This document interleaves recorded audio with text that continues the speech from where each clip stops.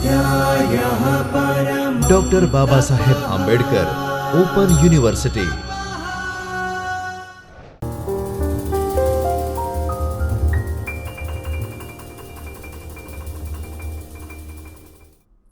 Hello students, doctor Baba Saheb Ambedkar open યુનિવર્સિટીના અભ્યાસક્રમમાં તમારું સ્વાગત છે. એકચ્યુઅલી મારે તમને કહેવું જોઈએ કે કોઈ પણ અભ્યાસક્રમ જ્યારે તમે અર્થશાસ્ત્રનો અભ્યાસ કરો છો ત્યારે કોઈ એ સ્પેસિફિક યુનિવર્સિટી માટે ન કહી શકાય, કારણ કે અર્થશાસ્ત્ર અથવા તો અર્થતંત્ર આપણા દરેકના જીવનમાં એટલું લાગુ પડતું હોય છે કે એનો કોઈને કોઈ પોઈન્ટ આપણા જીવનના નિર્ણયોમાં એ અસર કરે જ છે. એટલે તમે ડૉક્ટર બાબા સાહેબ આંબેડકર ઓપન યુનિવર્સિટીના વિદ્યાર્થી છો તો તમારો SYBAનો આ અભ્યાસક્રમ છે. અને જો તમે અન્ય કોઈ જગ્યાએ અભ્યાસ કરતા હો અથવા તો તમે અભ્યાસ ન કરતા હો, વ્યવસાયી હો કે ઘરનું કામકાજ મેનેજ કરતા હો તો પણ અર્થશાસ્ત્રને જાણવાથી તમારું આખું જે તમારી સિસ્ટમ છે, તમારી આર્થિક સિસ્ટમ છે, એને સરસ રીતે તમે મેનેજ કરી શકશો. તમને યાદ હશે કે આપણે first યરમાં doctor Baba Saheb Ambedkar open યુનિવર્સિટીના ફર્સ્ટ યરમાં આપણે 2 પેપરોનો અભ્યાસ કર્યો છે. એક તો છે જે અર્થશાસ્ત્રના પાયાના ખ્યાલો, એટલે કે અર્થશાસ્ત્રમાં જે અમુક ખાસ વસ્તુઓની બાબતનો અલગ જ ખ્યાલ હોય એના પાયાના ખ્યાલોની સમજ મેળવી હતી. અને બીજું પેપર જે આપણું હતું એ હતું ભારતીય અર્થતંત્રનો પરિચય. હવે ભારતના અર્થતંત્રનો જ્યારે પરિચય તમે મેળવો છો ત્યારે તમને સાથે સાથે કદાચ એવું કંઈ યાદ આવતું હતું કે એવો કોઈ વિચાર આવતો હતો કે આ બાબત ગુજરાતમાં કઈ રીતે હશે. દાખલા તરીકે તમે બેન્કિંગનો અભ્યાસ કરતા હો, દાખલા તરીકે તમે એગ્રીકલ્ચરનો અભ્યાસ કરતા હો, ઇન્ડસ્ટ્રીનો અભ્યાસ કરતા હો, કે કોઈ પણ ભારતીય અર્થતંત્રનું કોઈ પણ પાસું હોય એનો તમે અભ્યાસ કરતા હો તો તમને એવું કંઈક તો કદાચ ક્યારેક વિચાર આવ્યો હશે કે આ બાબતનું ગુજરાતમાં કઈ સ્થિતિ હશે. બીજી રીતે બાબત કરું તમને કે તમને ભારત એક રાજ્યોનું સંઘ છે, રાજ્યોના યુનિયનથી બનેલો દેશ છે, રાઈટ? પણ તમે જુઓ છો કે બધા જ રાજ્યો ભારત અંતર્ગત એક જ શાસન હેઠળ હોવા છતાં ભારતના દરેક રાજ્યો એક સરખા નથી. દરેક રાજ્યોનું અર્થતંત્ર અલગ અલગ છે. દરેકની જીવનશૈલી, દરેકના જીવનની જે આર્થિક પદ્ધતિ કહી શકીએ, જીવન વ્યક્તિના જીવનની કે જે તે પ્રદેશના લોકોની પ્રજાની જીવનશૈલી અલગ અલગ છે. તો આ બધા કારણોસર એક આપણે અલગ જ અભ્યાસ કરીએ, એક એવું અવલોકન આપણી પાસે આવે છે કે ભારત દેશનું આખું અર્થતંત્ર એ જ બધા રાજ્યોનું અર્થતંત્ર નથી, અથવા તો ભારતના જુદા જુદા જે રાજ્યોનું અર્થતંત્ર છે એ ભારતનું અર્થતંત્ર નથી. તો હવે આપણે એક અલગ જ અભ્યાસ કરવાના છીએ, એ છે પ્રાદેશિક ક્ષેત્રના અર્થતંત્રનો અભ્યાસ, પ્રદેશનો અભ્યાસ, પ્રાદેશિક અર્થતંત્ર. એટલે આપણે ગુજરાતમાં છીએ એટલે આપણું પહેલું કન્સર્ન ગુજરાતના અર્થતંત્ર સાથે હોય. તો આપણે જે SYBAમાં તમારું પેપર 4 છે એ ગુજરાતના અર્થતંત્ર સાથે સંબંધિત છે. તમે મુખ્ય વિષય તરીકે અભ્યાસ કરવાના હો કે ગૌણ વિષય તરીકે, ગુજરાતનું અર્થતંત્ર એ તમારું એક પેપર બને છે. તો આવો આપણે અભ્યાસ કરીએ ગુજરાતના અર્થતંત્રનો. આજના સેશનમાં આ આખા અભ્યાસક્રમ સાથે હું તમને પરિચિત કરવાની છું. તો ગુજરાતનું અર્થતંત્ર એ આપણે જોઈએ. જુઓ સ્લાઇડમાં શું બતાવે છે. સૌથી પહેલાં આપણે જોઈએ કે જુઓ આપણે જે અભ્યાસક્રમનો શરૂ કર્યો છે એનો હેતુ શું, કે આપણે આખા ભારતનો તો અભ્યાસ કરતા હોઈએ પણ આપણું ગુજરાત એમાં કઈ રીતે છે, એમાં ગુજરાત સરકારની નીતિઓ શું છે, ગુજરાતનું એગ્રીકલ્ચર કેવું છે, ગુજરાતનો આના ઉદ્યોગો કેવા છે, ગુજરાતની ઓળખ વેપારી પ્રજા તરીકે ગુજરાતીઓની ઓળખ છે, તો ગુજરાતના વેપાર વિશેની કઈ બાબતો છે, આ બધું આપણને જાણવાની ઈચ્છા થાય. અને ગુજરાતનો વિકાસ હંમેશા ઊંચો વિકાસ દર રહ્યો છે. તો આપણે એ પ્રશ્ન પણ થાય, એ ઈચ્છા પણ થાય કે આ રીતે વિકાસને સતત ચાલુ રાખવા માટે, અથવા તો જે આધુનિક એક ટર્મિનોલોજી આપણે બધા યુઝ કરીએ છીએ, સતત વિકાસ, સસ્ટેનેબલ ડેવલપમેન્ટ, એના માટે એવી કઈ બાબતો આપણે ઓળખીએ ગુજરાતના જ અર્થતંત્રની કે જેને કારણે વિકાસ સતત ચાલુ રહે.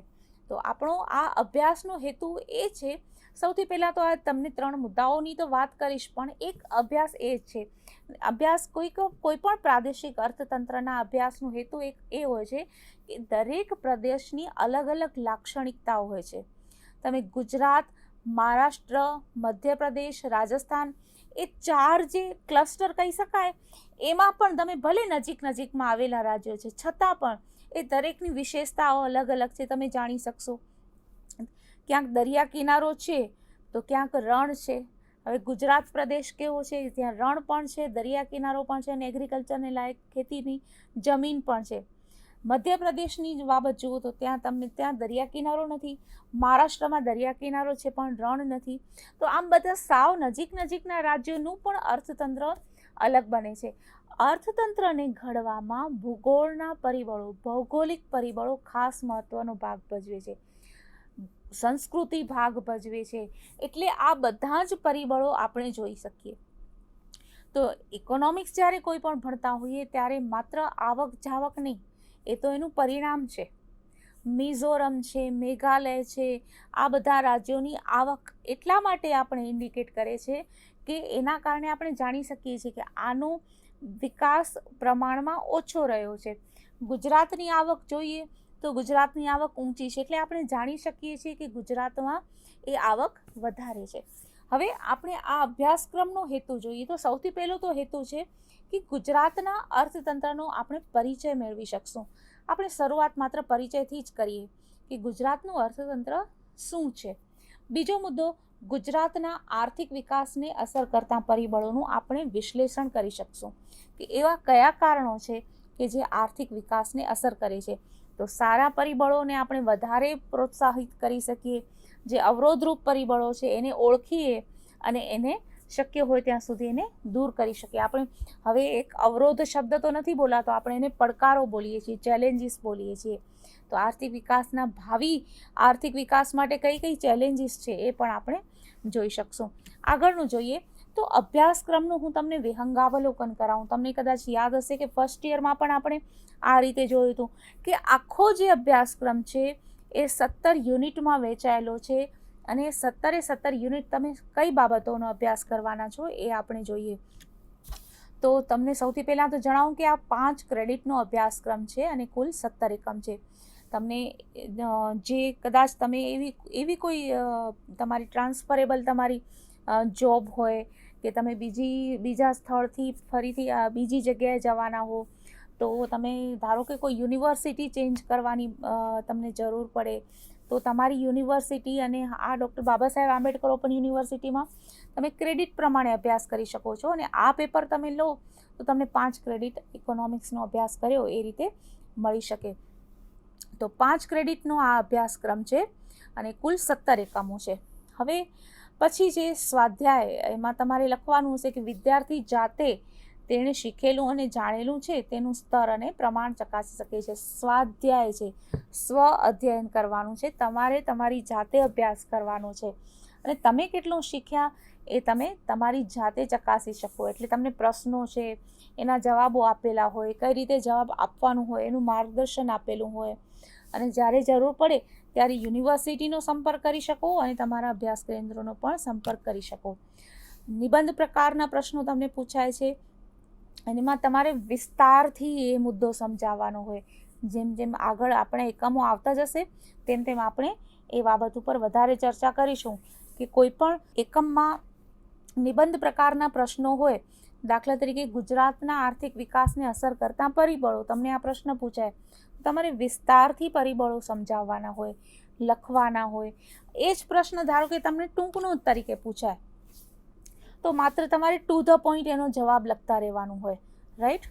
તો આ રીતે તમે કરી શકો છો.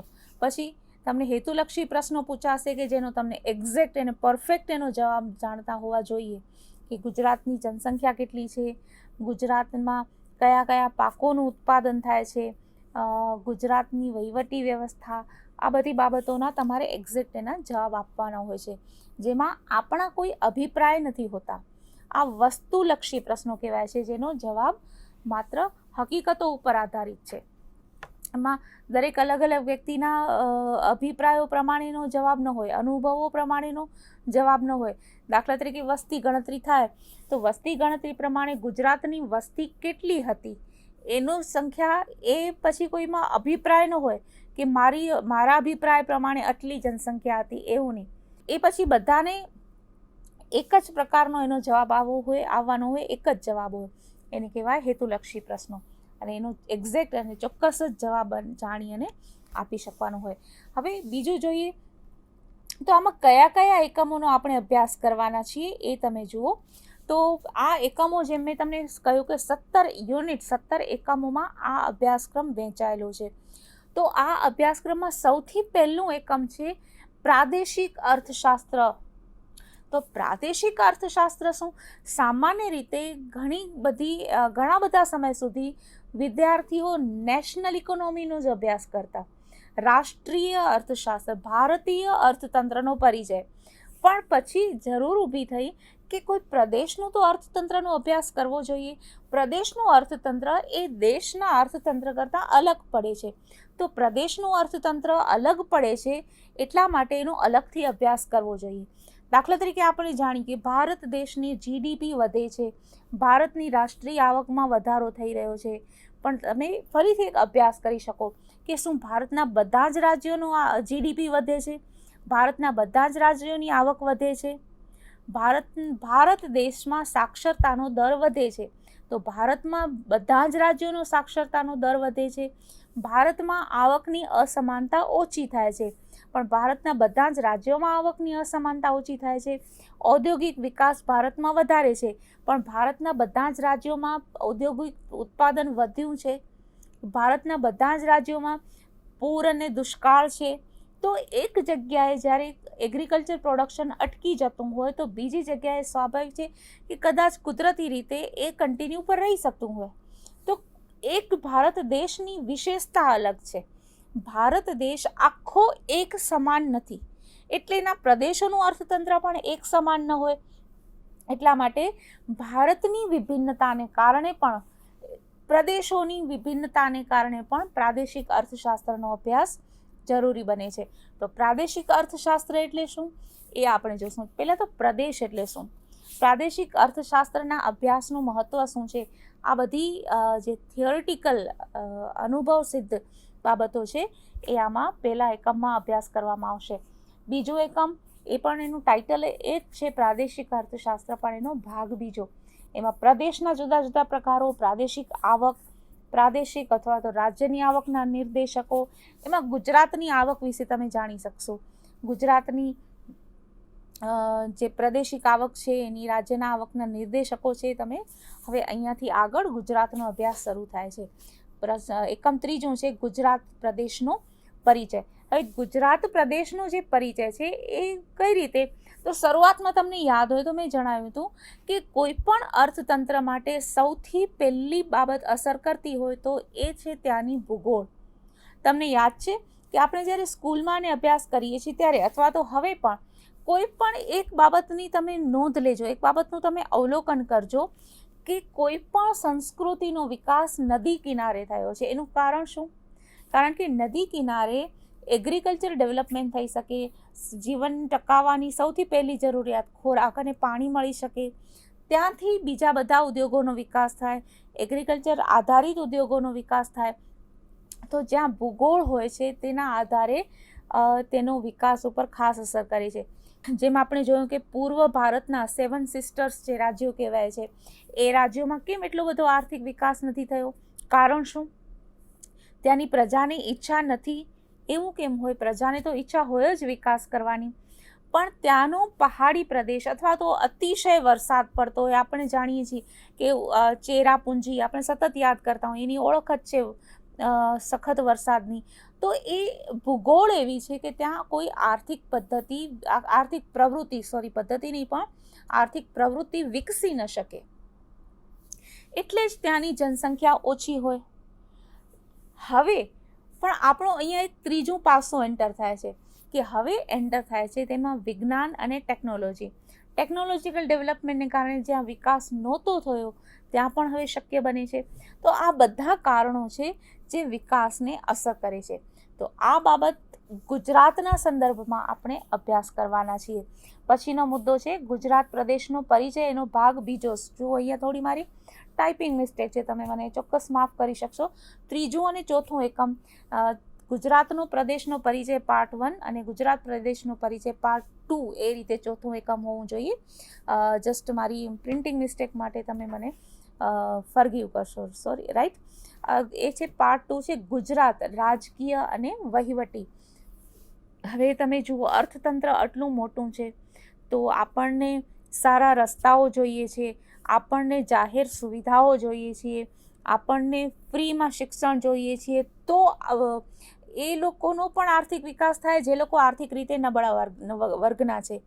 એ લોકોનું શિક્ષણ, એ લોકોનું સ્વાસ્થ્ય, એ લોકોનું પરિવહન, રાજ્યે જે કાયદો વ્યવસ્થા શાંતિ જાળવવાના હોય, વહીવટી વ્યવસ્થા કરવાની હોય, એના માટે રાજ્ય કઈ રીતે આર્થિક સાધનો મેળવે છે, કઈ રીતે પ્રજાના હિતમાં ખર્ચ કરે છે, આ બધું એક અર્થતંત્રની મોટી અને મહત્ત્વની બાબત છે. રાજ્ય આયોજન કરે છે, પંચવર્ષીય યોજનાઓ ઘડે છે, આવક કમાવી અને આવક ખર્ચ કરવી આ રાજ્યનું પણ ખાસ મહત્ત્વનું પાસું છે, કારણ કે તેના કારણે પ્રજાના જીવન ઉપર પણ અસર થાય છે. દાખલા તરીકે મુક્ત સ્વાસ્થ્યની સારવાર ફ્રીમાં થતી હોય, મફત થતી હોય, તો સ્વાભાવિક છે કે પ્રજાનું જીવન ધોરણ એટલું ઊંચું આવ્યું કહેવાય. પણ એના માટે ખર્ચ ક્યાંથી મેળવશે રાજ્ય? ખર્ચ માટે સાધનો તો કરવેરા ઉઘરાવીને. કરવેરા કોણ ક્યાંથી ઉઘરાવશે? પ્રજા પાસેથી જ. તો આ આખી સાયકલ છે. તો રાજકીય વહીવટ એના માટે આખી સિસ્ટમ ઊભી થઈ હોય તો એનો પણ આપણે પરિચય મેળવવાના છીએ. હવે 5મું, 6થું અને 7મું એકમ ગુજરાતના કૃષિ ક્ષેત્રનો પરિચય આપે છે. જુઓ, ઉદ્યોગો માટે 2 એકમો છે, 8મું અને 9મું, પણ એગ્રીકલ્ચર માટે 3 એકમો છે. તો એગ્રીકલ્ચર હજી પણ તમે ગમે તેટલો વિકાસ થાય પણ એગ્રીકલ્ચર એ હંમેશા પાયાનું અને મહત્ત્વનું ક્ષેત્ર કોઈ પણ અર્થતંત્ર માટે બને છે. એટલે જેને આપણે પ્રાથમિક ક્ષેત્ર પણ કહીએ છીએ કે એના કારણે જ ખોરાક તો મળે જ છે આપણને એગ્રીકલ્ચરમાંથી, પણ એના આધારિત ઉદ્યોગોનો પણ વિકાસ થતો હોય છે. એટલા માટે એગ્રીકલ્ચર સેક્ટર ઇમ્પોર્ટન્ટ છે. પણ આમાં જમીનના પ્રકારો ઇમ્પોર્ટન્ટ છે, આયાત અને નિકાસ, કયા પાકોનું ઉત્પાદન થાય છે, કયા પાકો આપણે ઉત્પાદન વધે છે નિકાસ કરીએ છીએ, પશુપાલન, ડેરી ઉદ્યોગ, આમાં જ બધું આવે છે. મત્સ્ય ઉદ્યોગ એટલે ખેતી ક્ષેત્ર એટલે વિશાળ છે, એટલા માટે પણ એના 3 ચેપ્ટર કરવાના થાય. અને ખાસ કરીને જ્યારે વિકાસાભિમુખ સરકાર હોય ત્યારે જાહેર નીતિ, સરકારની નીતિ કહીએ કે જાહેર નીતિ, એના ઉપર ખાસ ધ્યાન આપવું જોઈએ. કારણ કે ઘણી વખત જે દાખલા તરીકે તળિયાના ભાવ જાહેર કરવા કે ટોચના ભાવ જાહેર કરવા, સસ્તા અનાજની દુકાનોમાં જાહેર વ્યવસ્થામાં એનું વિતરણ કરવું અનાજનું, એ બધી બાબતો અલગ અલગ હોય છે. એના ઉપર કરવેરા લેવા કે ન લેવા, બધી બાબતો જાહેર નીતિ અંતર્ગત આવે છે. એટલે ગુજરાતના અર્થતંત્રની સ્થિતિ, એની સમસ્યાઓ, જાહેર નીતિ, એ બધાનો આપણે અભ્યાસ કરવાના છીએ. તેવી જ રીતે છે 8મું અને 9મું એકમ. 8મું અને 9મું એકમ ઉદ્યોગો વિશે કહે છે. ગુજરાત ઔદ્યોગિક રાજ્ય છે. ગુજરાતમાં હિસ્ટોરિકલી જોઈએ ને તો પણ સૌથી પહેલાં કાપડ ઉદ્યોગ, દવા અને રંગ રસાયણોનો ઉદ્યોગ, કેમિકલ ઇન્ડસ્ટ્રીઝ જેને આપણે કહી શકીએ, એ બધો. પછી બંદરીય વિસ્તાર હોવાને કારણે, મેજર પોર્ટ કંડલા ગુજરાતમાં હોવાને કારણે એને લગતા ઉદ્યોગો, પરિવહન, ટ્રાન્સપોર્ટ, આધુનિક સમયમાં જોઈએ તો ટુરિઝમ એન્ડ ફિલ્મોનું શૂટિંગ, આ બધા જે આધુનિક ઉદ્યોગો કહી શકાય, એ બધાના ઉદ્યોગો વિશે આપણે પરિચય મેળવશું. અને એમાં એક મુદ્દો આવે છે ખાસ સ્થાનીયકરણનો, લોકેશનનો, કે કયા વિસ્તારમાં કયા પ્રકારના પ્રદેશોનો વિકાસ, ઉદ્યોગોનો વિકાસ થયો છે, એ જરા આમાં અભ્યાસ કરવું જોઈએ. ઇન્ડસ્ટ્રીયલ લોકેશન ખાસ મહત્ત્વનું છે. કાચો માલ મળે ત્યાંથી કરવાનું કે સરળ રીતે મળે ત્યાંથી કરવાનું, સસ્તો શ્રમ મળે ત્યાંથી કરવાનું, આ બધું જોવાનું હોય છે. તો ગુજરાતમાં ઉદ્યોગોનો પ્રકાર, ઉત્પાદન, ઉદ્યોગોનું સ્થાનીકરણ, ઔદ્યોગિક વિકાસ માટેની તકો અને પડકારો, અને જાહેર નીતિ એટલે કે ગુજરાત સરકારની નીતિ, આ આપણા આ 2 એકમોનો અભ્યાસક્રમ છે. પછી 10મું, 11મું, 12 અને 13 આ 4 એકમો ઇન્ડિવિજ્યુઅલ. હવે જુઓ, આમાં અહીંથી સેવા ક્ષેત્ર કહી શકાય, અહીંથી ઇન્ફ્રાસ્ટ્રક્ચર કહી શકાય. મુખ્યત્વે જે અર્થતંત્રના ક્ષેત્રો આપણે કહીએ છીએ, પ્રાથમિક ક્ષેત્ર, માધ્યમિક ક્ષેત્ર અને તૃતીય ક્ષેત્ર. એમાં પ્રાથમિક એટલે એગ્રીકલ્ચર, માધ્યમિક એટલે ઉદ્યોગો અને તૃતીય એને સેવા ક્ષેત્ર પણ કહી શકાય. શિક્ષણનું ક્ષેત્ર છે એ સેવામાં આવે. ઉદ્યોગો સ્વાસ્થ્ય, પરિવહન, સંદેશા વ્યવહાર, બેન્કિંગ આ બધા સેવા ક્ષેત્રના છે. તો દરેકને આપણે એક એક એકમ ફાળવેલું છે. તેના ઉપર આપણે એમાં શું શું આપણે અભ્યાસ કરવાના છીએ, તો એની સ્થિતિ શું છે, શિક્ષણની સ્થિતિ શું છે અત્યારે ગુજરાતમાં, સ્વાસ્થ્ય અંગેની, પરિવહન, આ બધાની સ્થિતિ આપણે પરિચય મેળવવાના છીએ. એક બાબત આપણે ખાસ ધ્યાનમાં રાખવી જોઈએ કે કોઈ પણ બાબતમાં વધારે સારી સ્થિતિ લાવવા, વધારે સારું પરિણામ લઈ આવવા માટે આપણે એ બાબત જ્યાં છીએ ત્યાંથી વધારે ઇમ્પ્રૂવ કરવા માટે, આગળ આવવા માટે પહેલી બાબત શું કરવાની હોય, તો એની અત્યારની સ્થિતિનો અભ્યાસ કરવાનો હોય. તો શિક્ષણ, સ્વાસ્થ્ય, પરિવહન આ બધી બાબતોની અત્યારની સ્થિતિ શું છે એનો તમને અભ્યાસ કરવામાં આવશે. એની સમસ્યાઓ પણ હોઈ શકે છે, કારણ કે જેમ જેમ સમય પસાર થાય ત્યારે આપણે કોઈ એક સમસ્યાનો ઉકેલ લઈ આવીએ, પણ પરિવર્તન, સમયમાં પરિવર્તન થાય છે, સંજોગો બદલાય છે, એટલે એ ક્ષેત્ર માટે ફરીથી નવી સમસ્યાઓ પણ આવતી હોય છે, પડકારો પણ આવતા હોય છે. તો આ બધા, અને ફરીથી આપણે પડકારને નો સામનો કરીએ, એનો હલ શોધીએ, ફરીથી નવો પડકાર. તો આ બધી બાબતોનો આપણે અભ્યાસ કરવાના છીએ. એક ખાસ બાબત તમને મારી એ જણાવવાની થાય ગુજરાતનો અભ્યાસ કરતી વખતે, કે અન્ય કોઈ પણ બાબતનો અભ્યાસ કરતી વખતે હંમેશા જેમાં આંકડાકીય માહિતી હોય છે એમાં સતત ફેરફાર થતો હોય છે.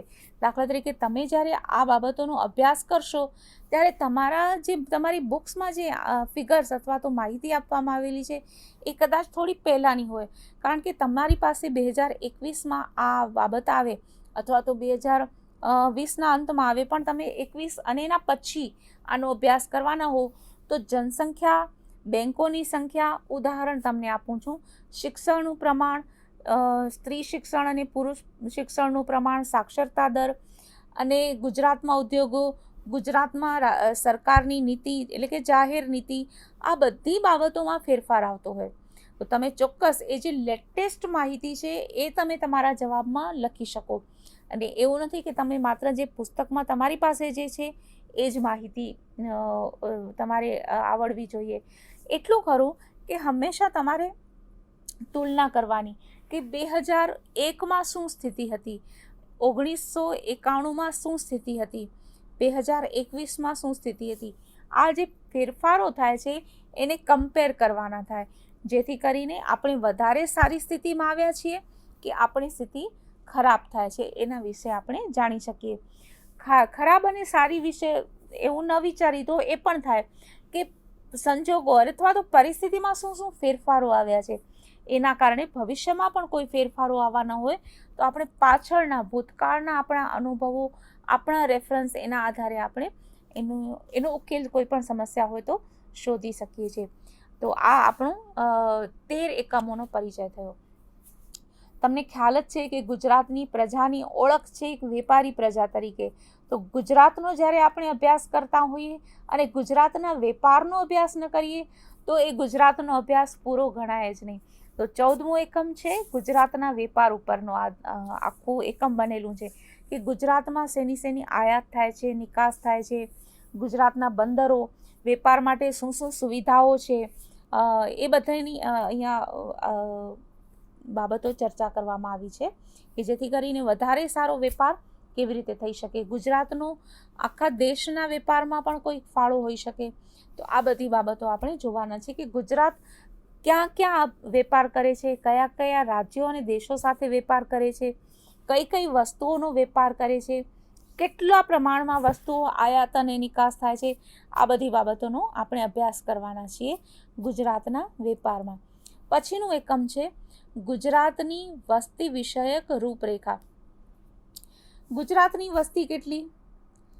આપણે હંમેશા ગુજરાતની વસ્તીના આંકડા સાથે તો આપણે બહુ પરિચિત જ હોઈએ છીએ, કારણ કે મોટાભાગે ગુજરાતની વસ્તીને જ્યારે સંબોધન કરવાનું હોય છે ત્યારે વસ્તીના આંકડા સાથે કરવામાં આવે છે કે 5 કરોડ જનતા, 5.5 કરોડ, 6 કરોડ, સતત વધતી વસ્તી. તો ગુજરાતની વસ્તી હવે 2011માં વસ્તી ગણતરી થઈ હતી, તો 2020 એટલે કે આ અત્યારે જ્યારે આપણે રેકોર્ડ કરીએ છીએ વ્યાખ્યાન, ત્યારે 10 વર્ષમાં તો કેટલી બધી વસ્તી વધી ગઈ હોય, અને તમે જ્યારે એનો અભ્યાસ કરશો ત્યારે તો વસ્તી એનાથી પણ વધી ગઈ હોય.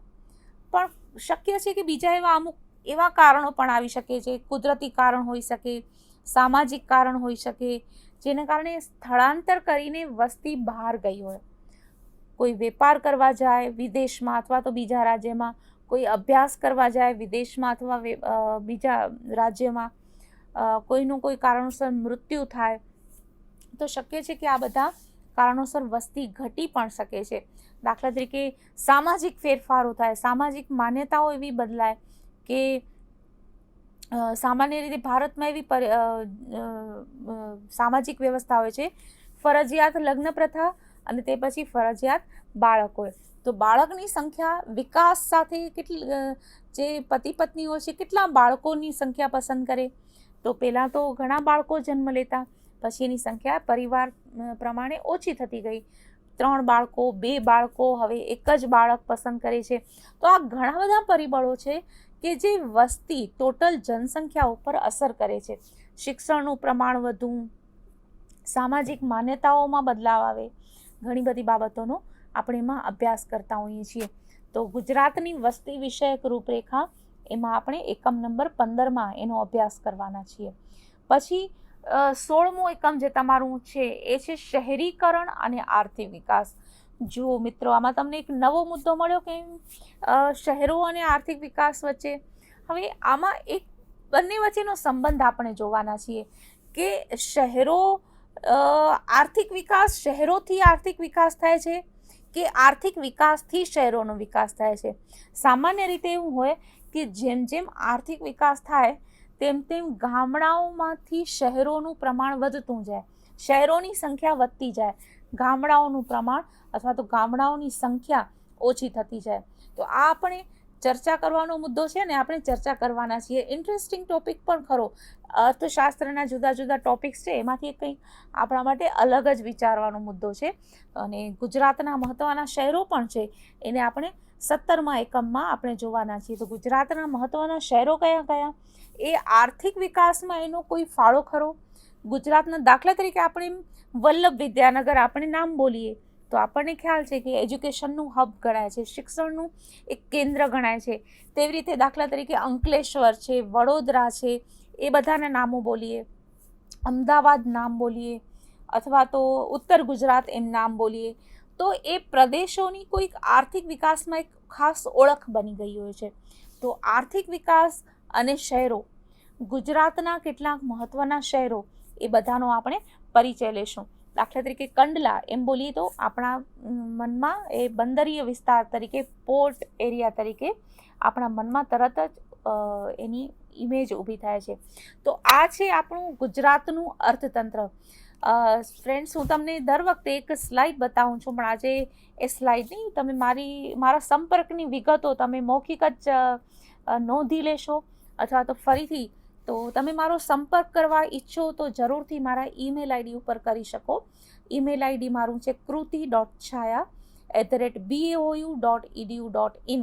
હું એક અક્ષર બોલું છું, ફરીથી તમે નોંધી લેજો. KRUTI.CHHAYA એટલે કે kruti.chhaya@baou.edu.in.